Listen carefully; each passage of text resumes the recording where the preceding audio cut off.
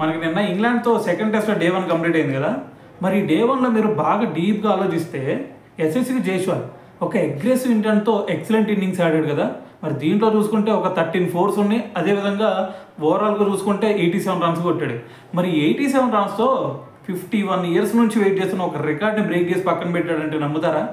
ఖచ్చితంగా నమ్మి తీరాల్సిందే. ఎందుకంటే మనకి 1974లో సుధీర్ నాయక్ అని చెప్పేసి మన ఇండియన్ ఓపెనర్ అనమాట. అతను ఇదే ఎడ్జ్బాస్టన్ వేదికగా ఓపెనర్గా మరి 77 రన్స్ కొట్టాడు అప్పుడు.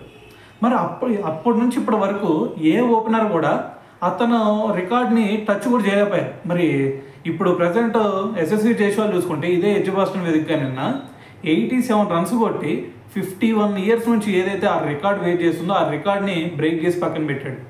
మరి ఈ లిస్ట్లో సుధీర్ నాయక్కి దరిదాపుల్లో కూడా ఎవరు రాలేదా భయ్ అంటే వచ్చారు.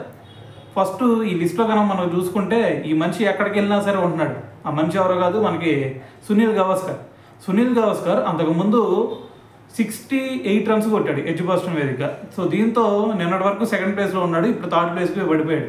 సో దాని తర్వాత చూసుకుంటే చేతేశ్వర్ పుజారా ఇదే ఎడ్జ్బాస్టన్ వేదికగా 66 రన్స్ కొట్టాడు.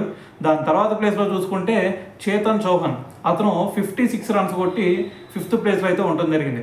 సో మరి ఓవరాల్గా చూసుకుంటే యశస్వి జైస్వాల్ 51 years నుంచి ఒక రికార్డ్ ఏదైతే ఉందో ఆ రికార్డ్ని బ్రేక్ చేసి పక్కన పెట్టాడని చెప్పాలి.